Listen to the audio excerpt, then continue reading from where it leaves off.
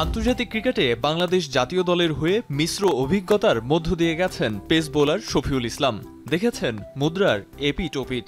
অভিষেকের পর একের পর এক দুর্দান্ত পারফরমেন্স উপহার দিয়েছেন, কিন্তু পারফরমেন্সের ঊর্ধ্বমুখী ধারাবাহিকতায় বাদ সেধেছিল বেরসিক ইনজুরি। 2020 সালের মার্চে খেলেছেন শেষ আন্তর্জাতিক ম্যাচ। 2022 সালে লাল বলের ক্রিকেট থেকে অবসর নিয়েছেন এমন গুঞ্জনও উঠেছিল। তবে শফিউল জানালেন, অফিসিয়ালি তিনি কোনো বক্তব্যই দেননি। অনেকে আমাকে ফোন দিছে যে আপনি ওনাকে নিছেন, কিন্তু আসলে আমি দেশের বাইরে ছিলাম।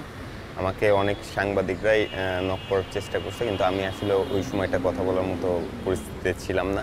আমি আসলে অফিসিয়ালি কোনো লাল বল বা কোনো ফরম্যাট থেকে অবসরের কোনো স্টেটমেন্ট দেই।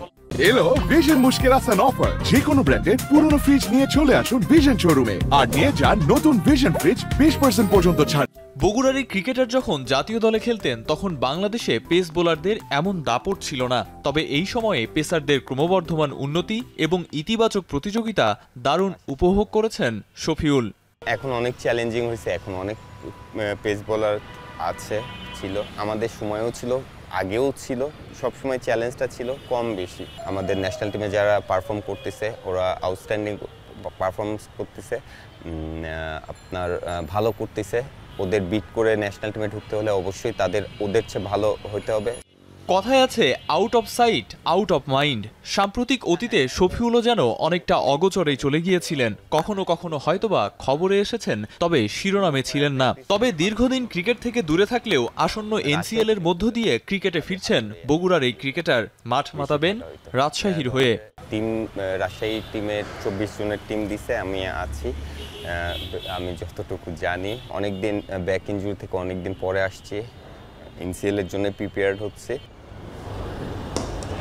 শফিউল ইসলাম তার অভিষেকের প্রথম 2 বছরে খেলেছিলেন 54টি ম্যাচ, কিন্তু ইনজুরির কারণে তিনি পরবর্তী তার ক্যারিয়ারের বাকি বছরগুলোতে খেলেছেন মাত্র 37টি ম্যাচ।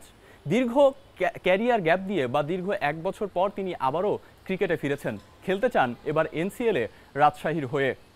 জাতীয় দলে ফিরতে পারবেন কিনা সেটা একটা লম্বা প্রশ্ন, কারণ জাতীয় দলে এখন যে পেসারদের পাইপলাইন সেটা অনেক লম্বা। তবে চেষ্টা করতে ক্ষতি কি? আরিফুল ইসলাম সাহাব, এখন, ঢাকা।